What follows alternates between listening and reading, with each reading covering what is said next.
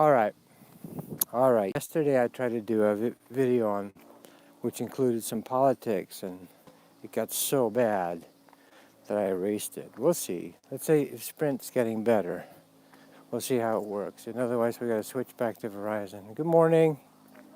She's very friendly. She's very friendly.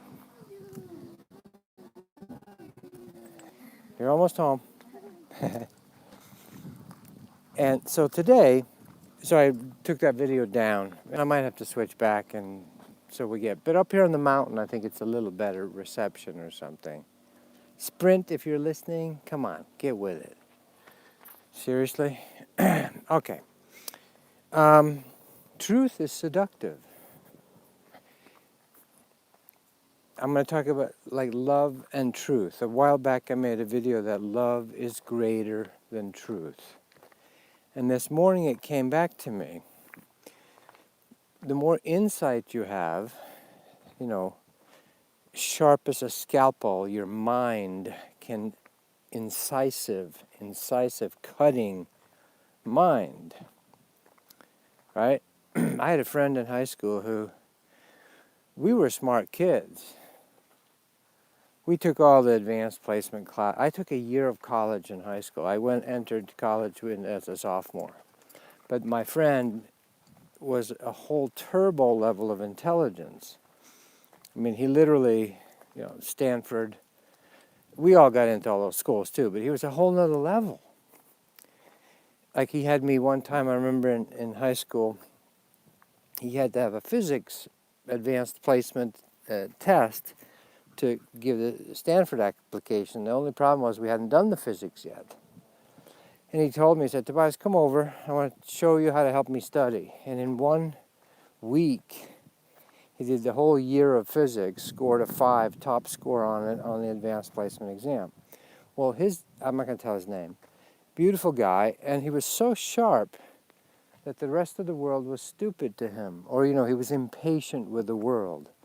And I seem to be the only one that could go, hey, settle down. Don't be cruel to others, right? That then went on to become super PhDs, but he thought they were stupid, because they were from his point of view. So truth, he even corrected our chemistry teachers in high school. They had to apologize to him. Hey, let's go. So truth, knowing an incredible brain and a... It's ridiculous. Fuck. Hope this is recording. I guess it's not. Hello. She's very friendly. Okay.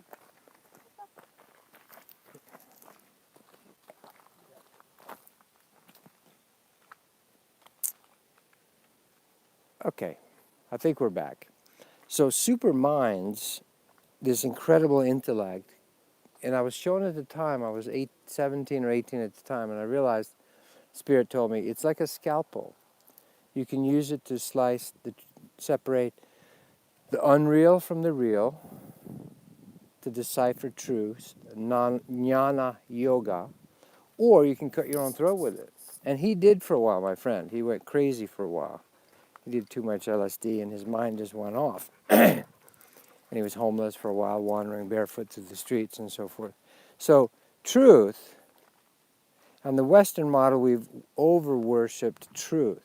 We've tried to make intellect, because intellect can be misused, creating atom bombs, Google machines that track every, artificial intelligence that track your every move and make you slaves. So, and this is the choice we have to face. So it reiterated for me that love is greater than truth. Truth is very seductive, because it gives you this sort of mini mental orgasm that you think you know. Knowledge. 15 years ago I saw that word, standing on the ledge of true knowing. You don't really know. It's like understanding, Spirit showed me. Again, 15 years ago. You're standing under the true wiseness, wisdom. So truth is very seductive, because it makes you think. It gives you a mini aha in your head. You go, I get it. That's insight. But that's not embodiment. Of course, this truth that I'm sharing is also one of those seductive truths. And so I could feel it again in my body this morning. Oh, love. Follow what it feels. But this is why there's a concerted effort on Earth to shut down the heart and the solar plexus. Because then you create robotic humans that don't feel. They're not able to feel. Often therapists have to spend months or years to get people even to learn to feel. They've so suppressed feelings, which makes you incredibly controllable because you're not aware of your heart and your solar plexus chakra, and you can easily be led, manipulated, controlled by fear or reward. You know better than a donkey. Carrot and the stick. The carrot and the stick take us over. So truth is very seductive because it gives you a little mini mental orgasm and you go, oh, I know that, I've heard of that. It's like people going to the Grand Canyon and getting out their camera and spend 10 minutes there taking pictures. You go, yeah, we've been there, we've done that. Really? A billion years of evolution and a mile down and you could live your whole life there. Was it Edward Abbey that did that? I forget. And still not realize and understand all of it. And certainly not with your mind. But with your heart, you can. So I was feeling this morning, love. So if you can learn to feel what feels better, hanging out in truth. This is why it doesn't work on the feminine. She doesn't give a fuck about truth. That's why men who are totally into the truth don't get laid. The men who are a little bit more like, that unconsciously, I'm sorry women, I know it's not a large pool to choose from, but unconscious, at least physical, at least some heart, are more attractive to the feminine. And I'm not putting men down. It's the vice versa also. Women, you've created stupid men. Why would you create stupid men on this planet? So you can be right about how stupid the men are. I always ask women like that, I go, well, there's no good men. I go, well, why did you create a world like that? Yeah, no blame. Blame is lame. So truth is very seductive because it'll seduce you into, PhD. It's that thing, BS. I get a Bachelor of Science, which is BS, bullshit. He has a Master's in Science, which is more shit. And PhD, piled higher and deeper, you know. The mind is an endless hall of mirrors. And eventually you go crazy. It's not a fun house. It's a mental house. It's a horror show. By their fruits you shall know them. The atom bomb is probably not created by a loving heart. And Robert Oppenheimer knows that. And as he sees the first nuclear test at wherever it was, White Sands or Alamogordo, he says, we've unleashed death. He quotes from the Bhagavad Gita. He quotes Krishna. Because he knows, you know. Einstein didn't want any part of it because at least he had some sense of humanity and humor and some character sense of it. So they tried to seduce him into it. And eventually he had to help with it to make that horrible choice, whether letting Hitler win or, you know, can we use that, or the Axis, you know, Japanese, Hitler, together, Mussolini, etc. So truth will seduce you. You'll think you know something with truth. But the real step, I would suggest, is into the heart. It's like with shamans. Braves, the natives in this area, up at Hopi and so forth, and Apaches south. The Navajos are Johnny-come-latelys. They came across the land bridge, but the Hopis were already here for thousands of years. They were here during Atlantis, and they went down under the earth in the caves. And the Sipapu came out of the hole after the flooding, but the Navajos came later across, you know, the Bering Strait. It's a much bigger story always. It's not the simple story that anemic academia, only sees with myopic vision because they're stuck in the head. They're not including the heart, mostly. Again, the 85-15% rule. So truth will seduce you. It's very seductive. Oh, I know, so I took Reiki and I'm a certified Reiki master. And then 3 years later, my hands hurt because I'm wanting to, I'm trying to help the world by taking on people's shit. Massage therapist disease, right? So wisdom with love is the goal, I would suggest. Love is greater than truth. And then comes the unity. This confuses people still. They don't get it, community. It makes them uncomfortable. Oh shit, that means I have to accept people believing different than me? Oh no, I can't do that. I want to be safely ensconced in my little world, or I'm right and they're wrong. That's the mind. That's the truth. See? Very seductive. Politics lately is super seductive to hook people's minds, right? Trump's an arrogant, all-knowing, uncouth, nouveau riche, crude American, ugly American. Hillary is a cabal, owned, sold her soul, the Clintons murdering people, uranium deal, all that. So it's very seductive to be right. So we get really played, divided and conquered and polarized. But with love, like the dogs are great, because we take the dog out, and the dog reaches beyond polarities of right and wrong, beyond truth. I can't sit down here and tell Miley, who's over here pooping, which is fine in the forest, by the way. Don't stick it in plastic bags unless they're oxy-degradable. Please, don't stick them in these bright blue plastic bags. Seal this shit up. That's a good idea. That's a example of how, I'm being a good citizen, but you're not able to feel into it. What's actually the end result, the fruit of it. So truth will seduce you. Oh, that's how you join cults. Because they have come up with some truth line that you go, yeah, that's true, and it is true. Like Scientology. It's true that ETs came to Earth. But then you get sucked into the whole drama of we're the only ones and we're here to save the planet. The usual shit. The Mormons are true. Yes, the angels appeared to Joseph Smith and said, look, there's more to the story in America. There were tribes here, lost tribes of Israel. Yep, very true. But then you get sucked into the whole story. You know? Be wise if you can't feel, because the feeling mixed with the discernment, the love mixed with the truth, love as a base, the whole of the law. When everyone asks a master, what about this, master? Can we eat shellfish on Fridays? You know, or whatever the fucking laws are at the time, pardon me. The pedantic little myopic codified law. And I would suggest humbly that's what got the Jews stuck. They got stuck in the codified and mental study of the law, and they missed the heart. And then Jesus came and tried to go, hey, here's the heart. The whole of the law is love.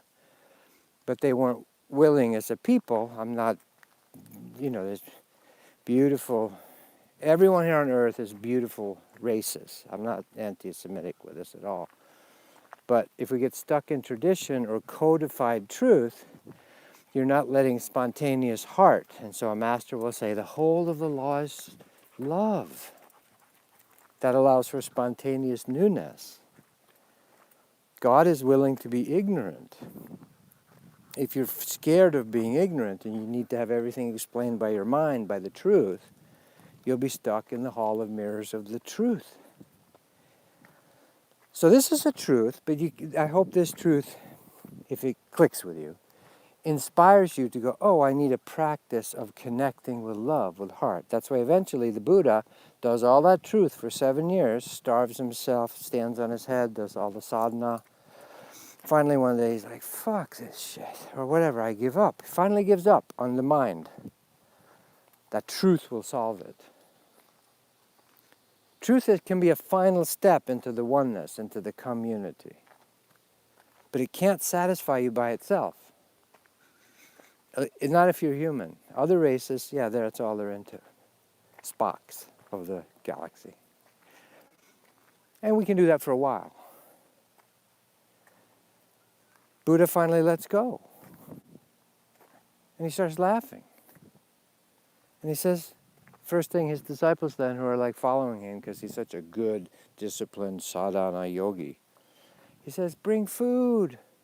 Fuck all the rules. And they all like, he's lost it. He's completely lost it.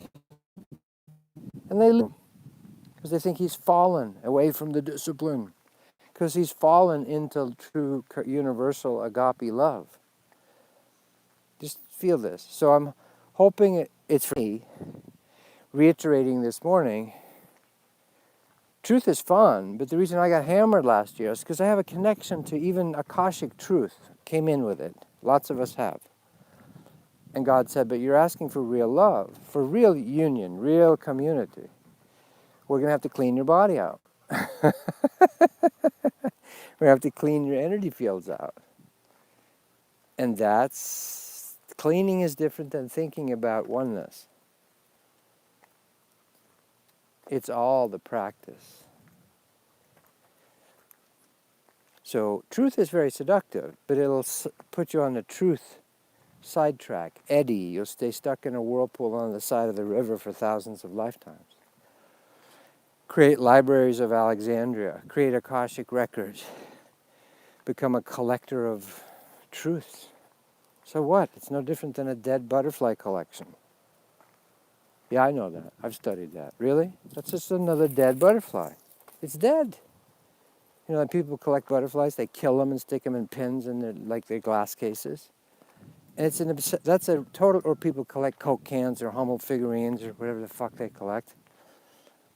If it can be done with love and for fun, or it can be done out of some weird, the mind gives me a little high, an ego high, I have the best, symbolized by the myopic shutdown into micro categories of our current culture, which is, I'm the world's topmost expert on beer steins that were created between the 1600s and 1632. Yes, I'm the foremost expert in the world. And your ego gets a little thing like, see? That's the false ego truth, the mini mind orgasm that does not merge you with the universe, and it doesn't let you feel heart. And the mind loves that, artificial intelligence, which is one step away. The human ego is so ready for artificial intelligence because the ego basically wants everything to be categorized into this is true and that is wrong and this is right, the knowledge of good and evil. Miley, come on. Miley, come on. We're going to go back. Come on, girl. So the truth will seduce you. We'll try to. And it's doing it a lot. The latest seminar, the next trick, one weird trick, the latest, newest thing, you know? And there's nothing wrong with that. But if you keep on looking, you're always a searcher. So love is greater than truth, I would suggest. Beautifully, it's not truth or artificial intelligence that created the universe.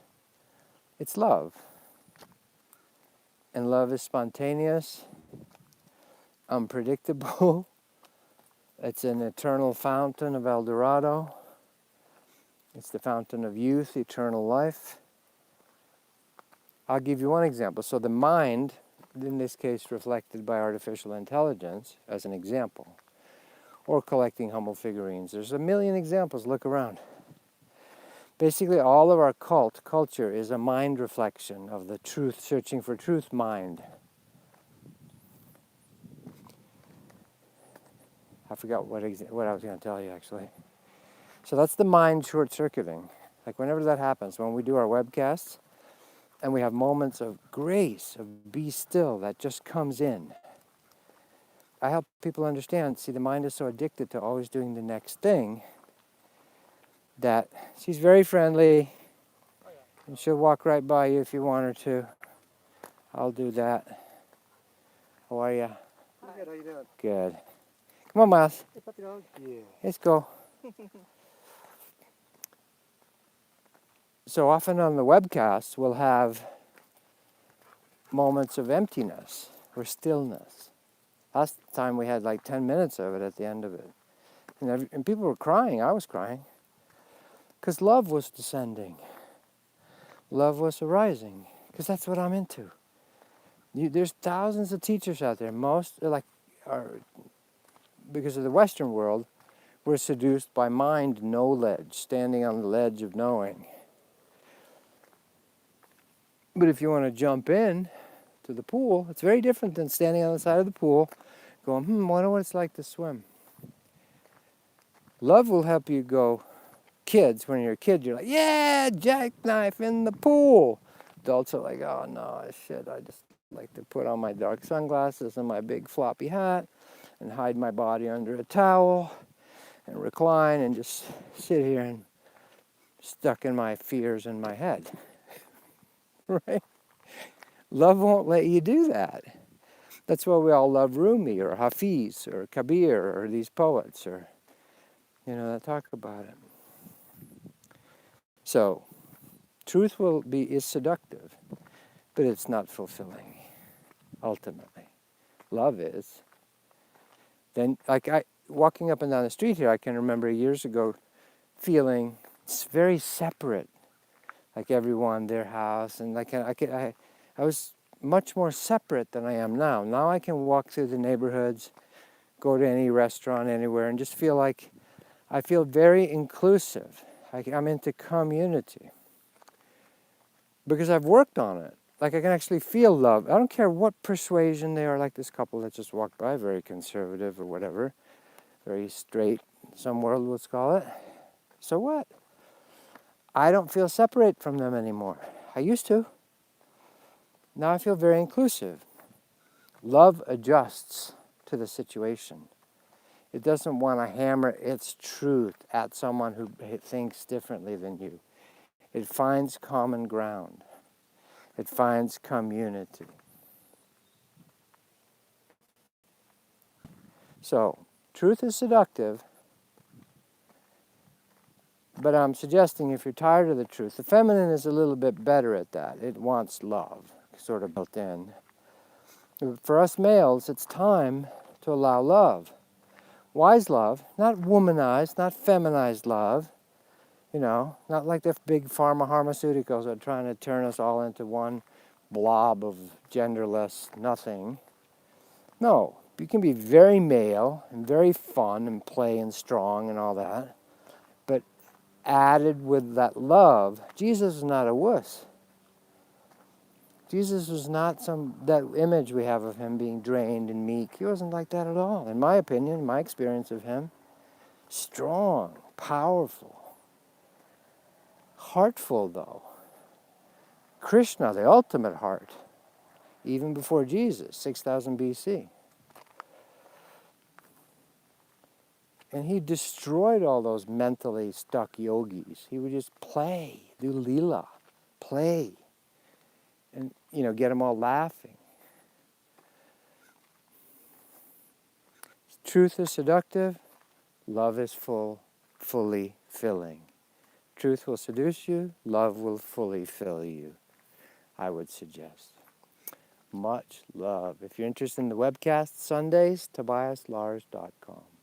Start with the innerbodyawakening.com as a method to start feeling your inner energies and learning to reopen the chakras and move on from there. Okay, I hope this went through. Much love. Ciao.